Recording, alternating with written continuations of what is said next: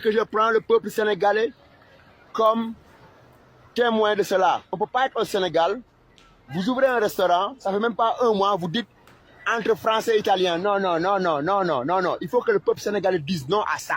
Ça ne peut pas continuer. Ça ne peut pas continuer. J'appelle à l'insurrection.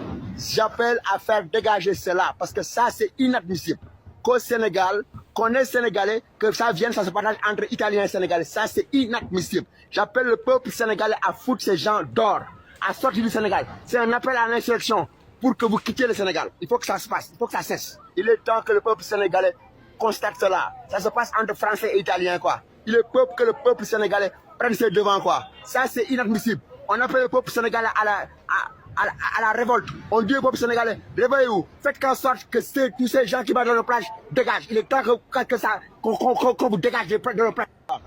J'espère que tout le monde a écouté les propos qu'a tenu nos jeunes frères sénégalais dans cette vidéo. Voilà. Aujourd'hui, j'ai eu à faire une publication sur ma page Facebook concernant la dénonciation que notre jeune frère sénégalais a fait dans sa vidéo. Alors, j'ai été tétanisé par les commentaires de mes frères sénégalais sur cette publication.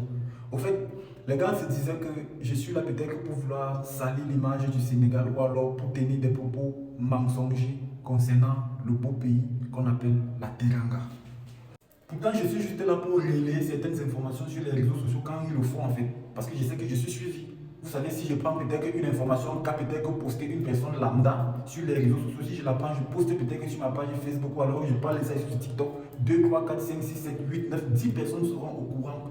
Vous voyez, pas mon canal. C'est la raison pour laquelle parfois je viens parler de certains sujets un peu sensibles ici. Parfois ça tourne au vinaigre, parfois certaines personnes me donnent raison. Vous voyez, c'est ça les réseaux sociaux. Voilà. Avant de chuter dans cette vidéo, les gars, je vais vous faire une petite anecdote. Quelque chose que moi-même j'ai vécu ici au Sénégal. Ce n'est pas qu'on m'a raconté. Moi-même j'ai vécu ça ici à Dakar. Un jour, j'étais dans mes marches. J'ai vu une boîte de nuit chinoise. Ça n'a pas attiré mon attention. J'ai dit, ah, une boîte de nuit chinoise, elle fait quoi à Dakar? Avec ma curiosité, je suis allé pour visiter pour la première fois. Lorsque je voulais entrer, le gardien de cette boîte de nuit me dit carrément que on n'accepte pas les Africains. Ce sont uniquement les Chinois et les Européens. Bref, les gens qui viennent hors de l'Afrique en fait. Et c'est comme ça, j'ai dit, ah, en Afrique, il y a une boîte de nuit chinoise. Et les filles m'ont dit que dans la boîte de nuit là, les filles chinoises là vendent le piment avec les filles africaines.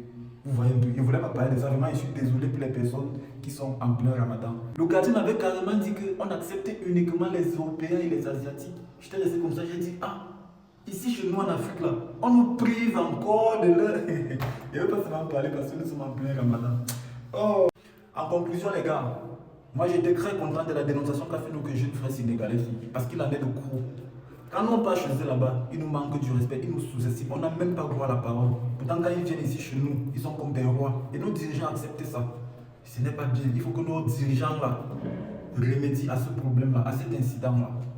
L'Afrique doit appartenir aux Africains. C'est la même chose en Côte d'Ivoire, au Gabon, etc. Il faut que nos dirigeants tiennent compte de cette affaire-là. Il faut qu'ils frappent la main sur la table. Afin que les Blancs comprennent que l'Afrique d'avant, là, ce n'est pas l'Afrique d'aujourd'hui. Il faut qu'ils comprennent que l'Afrique de nos jours doit appartenir et appartient déjà aux Africains. Voilà la famille. On est ensemble. C'était Kevin, le tarot, le schématiseur.